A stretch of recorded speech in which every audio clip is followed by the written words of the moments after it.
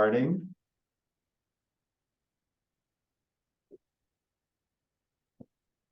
Hello, everyone, and thank you for joining us here as we talk about the upcoming domestic trade grants program.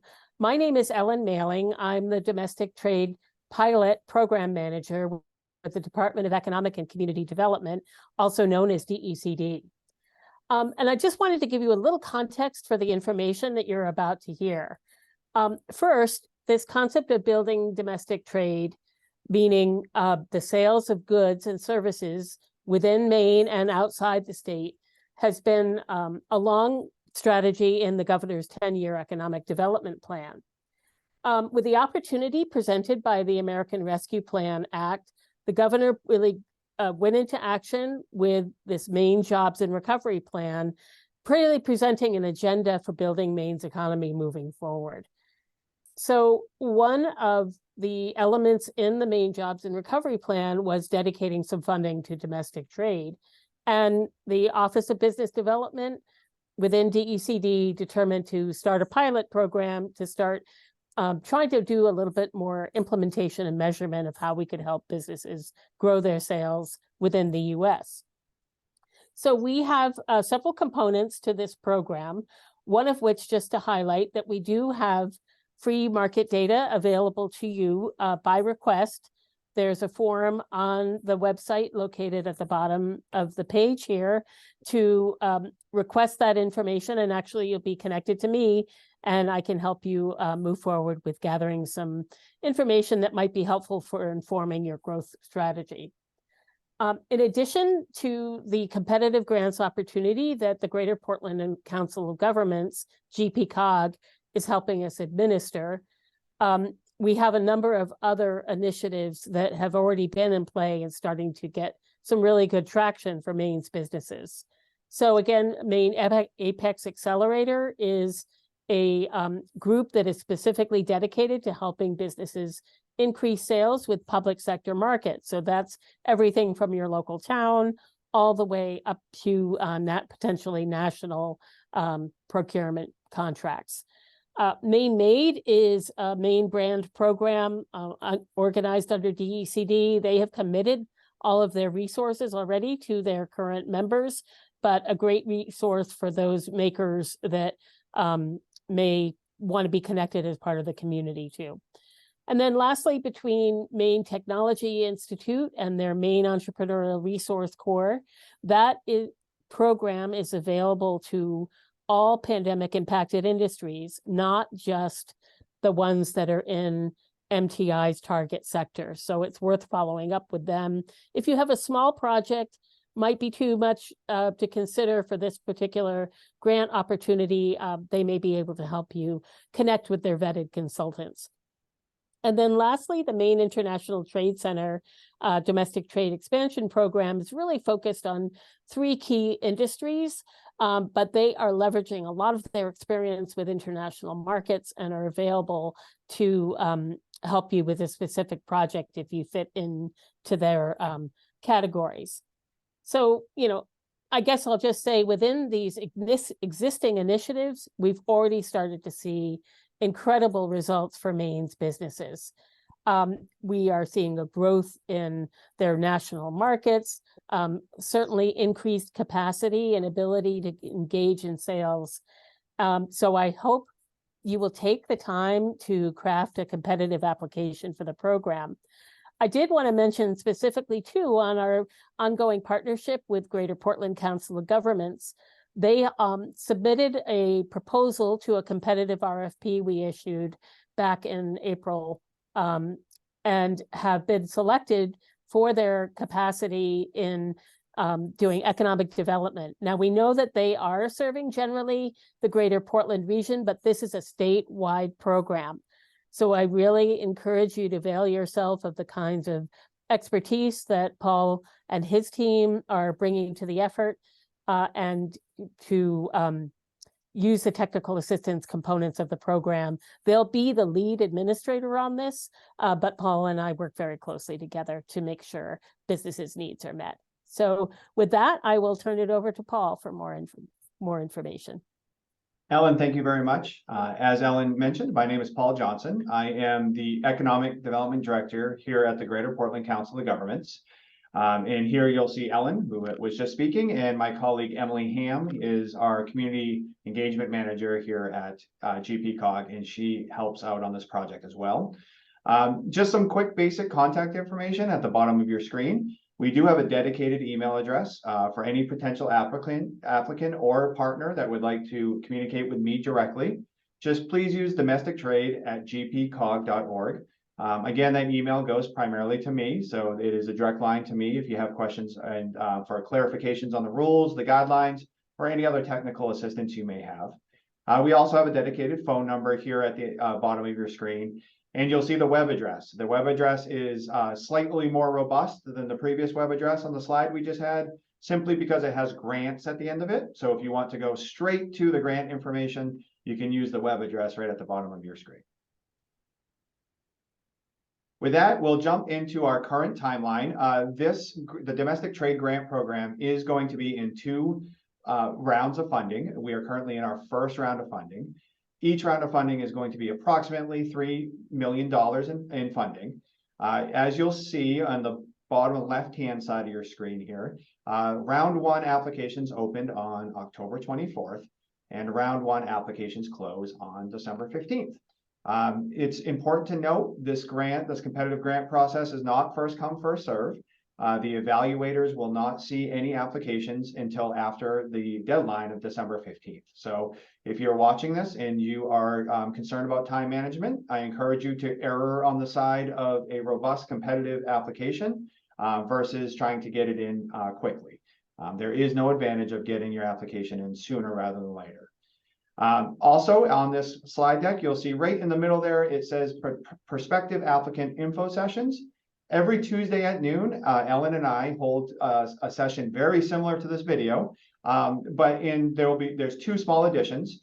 One, I will go live on the application website and do a little bit more of a live presentation on how to apply.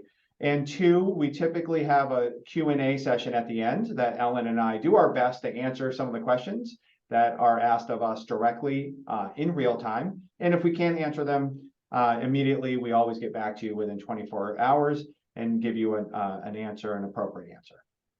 It's our hope that our review of the applications will be done in early 2024, and hopefully we'll get the checks issued sometime in early 2024. And it's anticipated then after a brief pause, the next round of the $3 million of funding will take place with a similar timeline.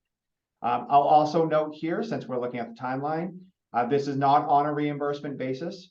So this funding is for very specific projects in the future, and the checks are cut accordingly with the expectation that you will spend the money specifically on the project you applied for. And as I'll mention later, the DECD will follow up to check on the status of each project. Here is our slide of eligible industries. This slide is readily available on the website that was listed in the beginning. I encourage you, if you are curious whether you fit into the appropriate industry or not, you can pause this video as long as you want and spend some time with this infographic. There are 10 industries listed here, and then amongst each industry are some sub-industries or more specific examples of each industry. Again, these are the only 10 that qualify for this domestic trade grant program. If you have some questions on whether you fit in one of these industries, you can use that email address and you can ask me directly. I may just pick up the phone and call you, and we can have a conversation on if your business fits one of these 10 industries.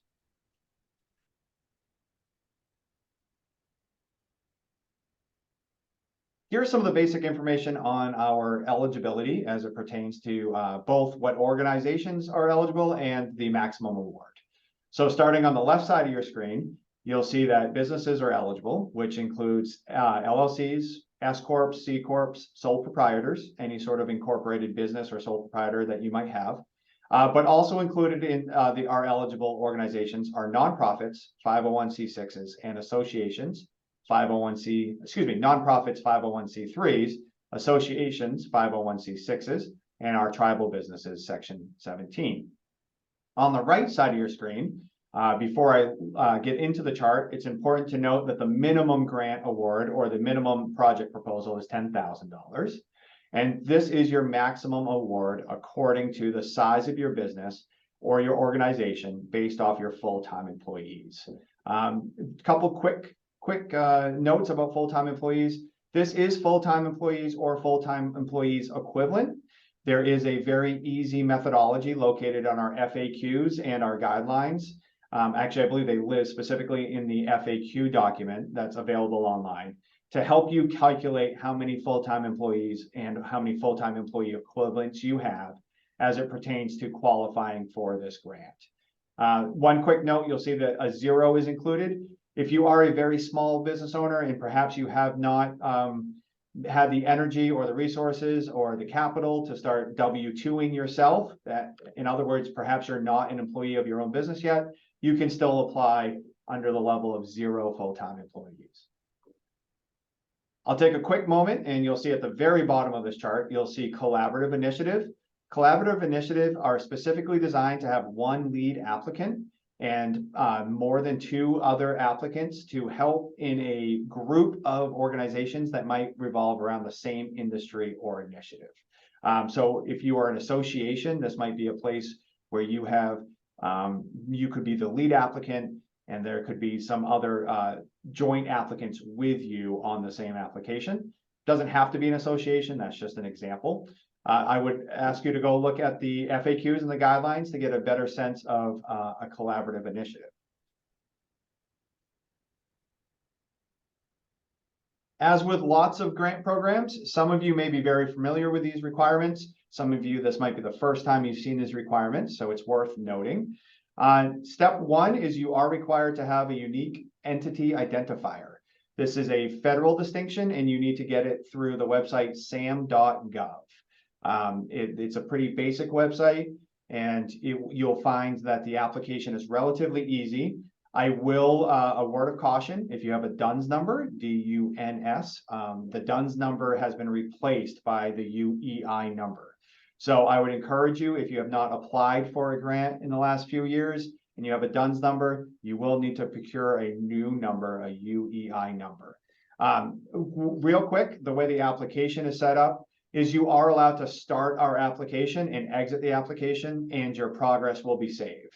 So if you are waiting for your UEI number, I encourage you not to let that be a roadblock or a barrier. You can still work on all the other aspects of our application. Secondly, you'll need a NAICE code. NAICE is an acronym for your North American Industry Classification System code. You can find it right there on the sub page of our census website. This is pretty straightforward. This is the way that you will identify what industry you're in. So again, if you don't know your NAICE code, this one's easy. There's no application to fill out. You simply want to search for your industry on this website that's provided.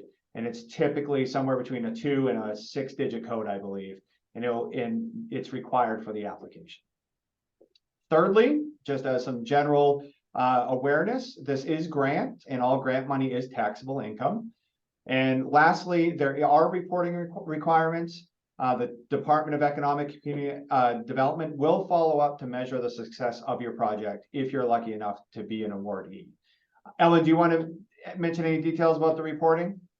Sure. So we will be surveying successful recipients by email periodically to measure if you have increased your sales as a result of the funding.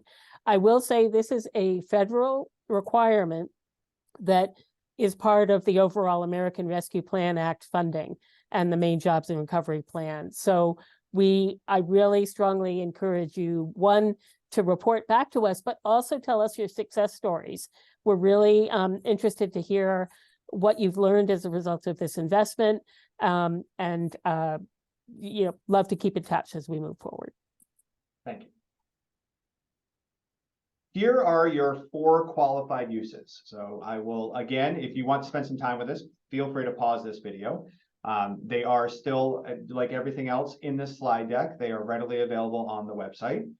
But here are your 4 qualified uses. It's your sales channel support, trade shows, marketing strategy, and technical assistance. The guiding principle here is we are focused on driving domestic sales. So these, if you think about what all four of these allowable uses work towards, it's about increasing your sales. So always keep in mind the guiding principle of the program.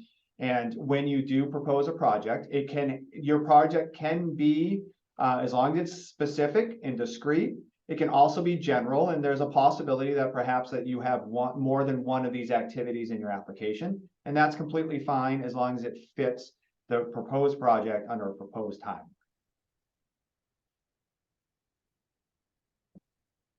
Here's some quick bullets about what your application will be evaluated on. Before I go into the 5 bullets you see in front of you, it's a good time to mention that there is no backwards documentation required. And so what I mean by that is, as you start your application process, this entire program is very much forward-looking. So by virtue of being in one of these 10 industries that is listed on the infographic a couple slides back, that is enough to say, okay, I have now qualified for this program. So this program is much less on the qualified side once we know you're in the industry, and much more on the forward-looking nature. As long as you select an allowable use and you're in a qualified industry, then your application is good to go. Your application will be evaluated on 5 points. Of course, eligibility and completeness, which just speaks to what I just said. You need to make sure that you're in the industries and using and asking for one of those 4 uses. Number 2 is your organization's capacity to implement your proposal or the activities. Capacity can take on a lot of forms. Capacity can be in the form of human capital or monetary capital or infrastructure. All of those are forms of capacity. This particular opportunity does not have a financial match requirement, but what you will be judged on is, and what I encourage you to outline on in your application, is how your organization currently can complete the project that you are proposing. Thirdly, the strength detail of your project plan. Fourth, the potential to actually increase your sales. We want projects that are forward-looking and have a high probability of success. The success stories are what make all of this worthwhile. And lastly, the location of the business and your previous access to the Maine Jobs and Recovery Plan funding.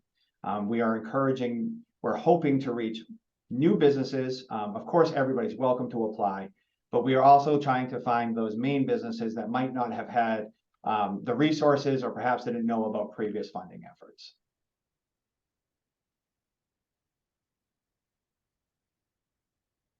If you attend one of our webinars, I will go on the website live and in real time to just illustrate some of the finer points of the application process. But this slide right here is just to raise awareness. You'll see an apply here button when you go to this website. It's quite easy to navigate. Just one thing to illustrate for you, you do have to create an account before you actually have to apply for the grant. So just realize, if you are a first-time applicant for some of these programs, you might have to create an account, which is all your typical business information, nothing too taxing. And once you have that account, that allows you to access the grant portal, and then within that portal is when you would find your domestic trade and you would go ahead and apply for that grant. Again, it's pretty easy, but it's just worth noting. Here is a quick screenshot of, these are 2 docs that live on the same website I've mentioned several times now. And this is important. This is your project narrative or your proposal template and your project budget template. These 2 docs are in Word doc format on the website, and that's on purpose. We're asking you, or strongly encouraging you, to simply download these and edit these templates for yourself and to fit your proposal. The templates are there to help set you up for success. They are as specific to tell you how many words to use and how many paragraphs to use and what we're looking for, or what the evaluators would be looking for in the links and descriptions of your budget. So I encourage you, you might want to put together a quote from scratch proposal, but just let your proposal and let your application live right into these templates. It will serve you best as a potential applicant to follow these directions, and it will set you up for success. And again, those are located on the website that we've mentioned several times. And also, I'm at your disposal. So if you start walking through these templates and you have questions, simply shoot me an email, and perhaps we can go over email or jump on the phone, and I'll help you walk through any snacks that you might find. And just some quick reiteration here. This is our contact information, and please don't hesitate. Clearly, we don't have a Q&A function here because Ellen and I are doing a recorded video for you.